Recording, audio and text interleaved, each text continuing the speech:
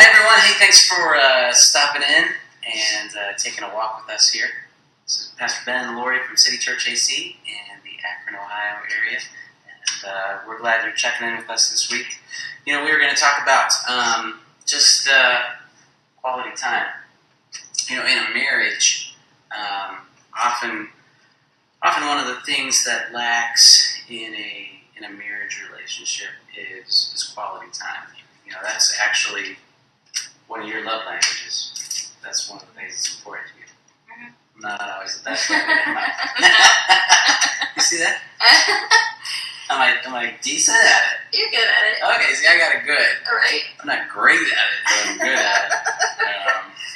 But everybody's different. Everybody true. has a way of what they like, how they like to spend their time. Some people might like to spend their time by themselves. They need quality time alone. Sure. I don't know. As a married couple. But you have to balance that. True. As a married couple, what's your idea of quality time? What's an example? I think doing stuff that, we do a lot of the same things. We like a lot of the same things. So that's true. We can go to Giant Eagle and have a good time. Date night at Giant Eagle. Well, yes, we can. Although sometimes, if it's super busy, we don't like that. Especially right now, you know. Yeah. Sickness going around with that. After a while, we get a little antsy, maybe. But, right, but no, I'm just kidding. But no, we have actually spending time together. I'd quality time at Giant Eagle before. I think sometimes just spending time doing something together, like, I think there's a difference because there's a quality time of just watching TV together or watching a movie together.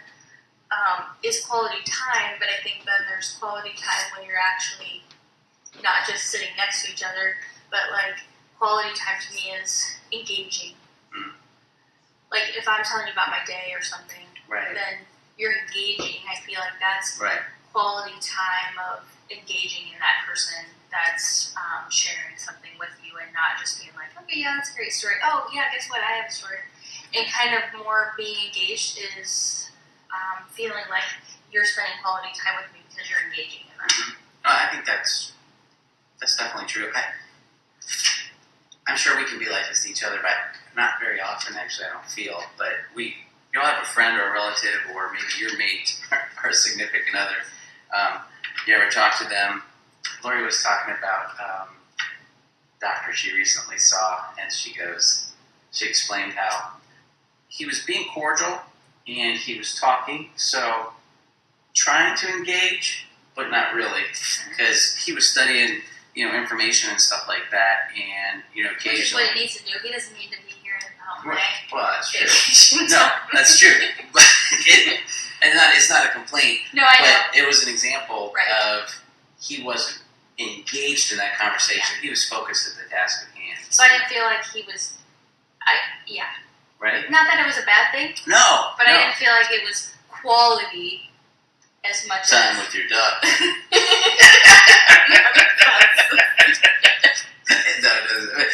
No, it's just an example. No, but Lorie and I, quality time is really when we're focused. And one thing that Lorie and I have learned is, like, she might say, "Hey, is it a good time for me to tell you this?" That's true. And can we talk about it? Because I might be focused on something extremely important, like Pawn Stars on the History Channel, and no, but she said, "Hey, is it a good time to talk about this?" Or she goes, "Hey, I want you to listen to this so that I can cue in," and I really do focus on what you say. Mm-hmm. I'll even tell Lorie, like, she'll talk about somebody at work, and I'll name their name, and I'm like, such and such, because we do try to engage. So quality time, it's important in a marriage relationship. It's actually important in any relationship. I challenge you. Lorie and I have a lot of common ground in our quality time, thankfully. We do a lot of different things together. There's not one complete lane that the other person's 100% detached from. We just overlap and enjoy a lot of stuff together. But not everybody's like that. And sometimes as a married couple, you're very opposite on just your personalities or your traits, the things you like to do and stuff. If that's the case for you, I'd encourage you, hey, do something you don't normally do with that person. Maybe your husband loves to golf. Maybe that's his thing, and it's not really your thing. Yeah. So go out on the golf course with him once in a while, or just ride in the golf cart and just spend some time. Maybe your wife likes working in the garden. Maybe that's water something. the plants with her. Yeah, water the plants with her. Just do something that's not always just about you. That's another love language of quality time. And we're talking about marriage because I think that's important. Marriages are something that take work, and the devil doesn't want a marriage to be successful and happy, and so we always want to be mindful of those things. But if you're listening today and that doesn't apply to you, the message is still the same. It applies to everybody. Maybe it's a relationship with your parents. Maybe it's a relationship with your children, aunt and uncle, friend, whoever it might be. Quality time is something that tends to lack in relationships today, and it's something that we can always, you always have to work at it. You always have to be mindful of it, and it can make such a difference. It also applies, it's so funny when people think of their relationship with the Lord, especially, I think for years, I grew up under the umbrella of it was work related. That's how you get close to the Lord, is you're doing something and busy and you're serving in 16 different ways, or you're doing those things. And, the same thing, we're created in God's image. And the same thing that might be beneficial for us, quality time and just good conversation and thought, is actually, I feel, what the Lord wants from us more than anything. Pastor Dallas has told me over the years, as he'll occasionally remind me that as a pastor, the most important thing you can do is spend alone time with God, and just in quiet, just in a time of prayer, a time of reading, a time that's just you and the Lord. I want to read just a short verse. 1 Chronicles chapter 16, verse 11. It just says, "Seek the Lord. Seek the Lord in His strength. Seek His face forevermore." Sometimes we have to seek out each other for quality time. And some of you might be even thinking today, well, man, I wish somebody would seek me out, a family member or a friend or something like that. And you're like, man, I just wish they'd come seek me out. You know what? Sometimes you're the one that's got to take the lead on that. And that's okay. Don't feel like, wow, I'm waiting for them to do it. They should do it. Thank the Lord, He doesn't do that to us. Sometimes He'll prompt us and reach out to us and say, hey, I love you. I'm there for you. And quality time. Quality time is important in a marriage relationship. It's important in your family dynamics. It's important in your friendships. And quality time with the Lord, I think, is probably one of the most important things that we can do in this life. And it's true. Quiet, quality time.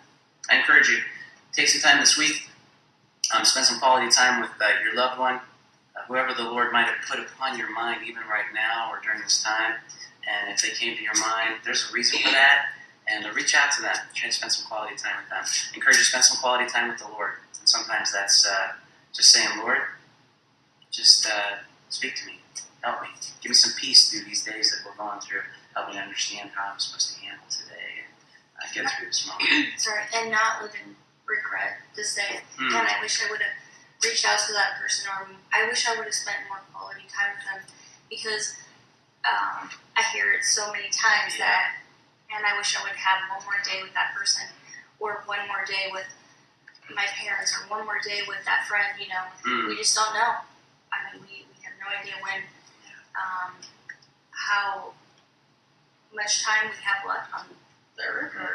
So seek those people out, and don't live with regret that we didn't do it, but just seeking those people out, spending time, quality time with them, and the Lord, because that's what helps us want to seek out those that maybe we haven't for a while, because the Lord's giving us that. It's great. Prompting. Yeah, thanks for saying that, actually. That's really where, as we were just thinking about what we might talk about, I thought about my dad, my dad passed away. I'm not very good with years. 8 years ago, and I honestly, thankfully, I don't have any regrets about not spending enough time with my dad. It was always a constant balance because so many hours working, volunteering in the church, blessed with a large family and friends, and really it had to be a purposeful thing to spend time with my dad. But I don't regret it. So find that balance in your relationship, spend some quality time, and no guilt by it. Do it out of love. Just do it out of love. Yeah. Don't feel forced. Yeah. Just do it because you want to. Hey, we encourage you to do that this week. Quality time. It's one thing that's free, and it's one thing that you can do to make a difference in someone else's life, in your marriage, your relationships, and certainly your relationship with God. So, hey, thanks for taking a walk with us. Yeah. And have a blessed day, and we'll talk to you next time.